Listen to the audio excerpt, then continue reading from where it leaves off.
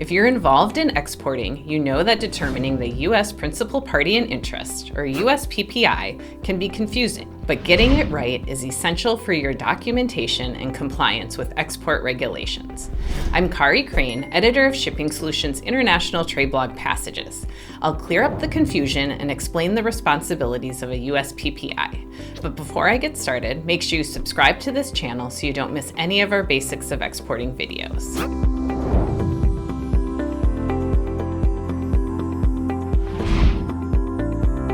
Let's start with some background. If you look in section 30.1 of the U.S. Foreign Trade Regulations, you won't see the term exporter listed. Instead, you'll find the term U.S. Principal Party in Interest, or USPPI. The U.S. Census Bureau made this change more than 20 years ago to clarify documentation responsibilities, to identify the data the USPPI is responsible for reporting, and to create conformity in document issuance. This change has caused confusion among many companies trying to understand who is legally defined as the USPPI for their shipments.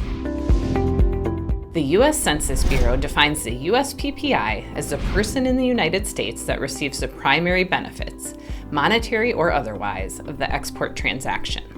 That person can be the U.S. seller, the wholesaler or distributor of the merchandise for export, the U.S. manufacturer, if selling the merchandise for export, the U.S. order party, if the order party directly negotiated between the U.S. seller and foreign buyer and received the order for the export of the merchandise, the foreign entity, if they are in the U.S. when items are purchased or obtained for export. Who cannot be the USPPI? The forwarding agent or consolidator, with one specific exception. A freight forwarder acting as a customs broker and arranging import clearance of goods can be the USPPI if those goods are exported without change.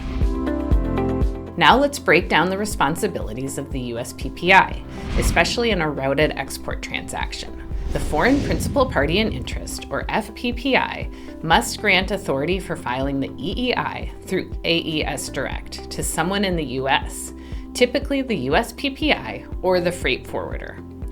If the USPPI isn't the party granted authority to file, they must provide 12 pieces of information to the freight forwarder.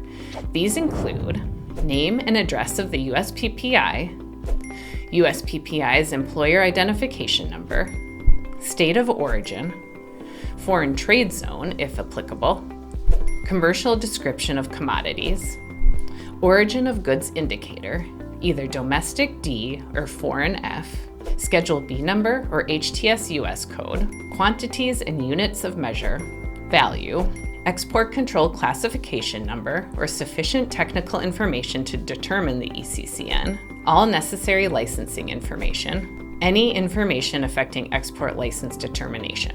We have an article on our blog by the same name as this video, and in it we go through a number of case studies where you can see if you're able to identify the USPPI. I'll link it below.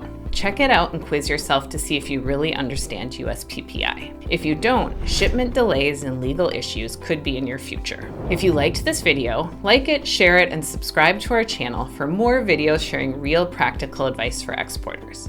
You'll also find hundreds of articles about every aspect of exporting at shippingsolutions.com/blog. Look for a link below.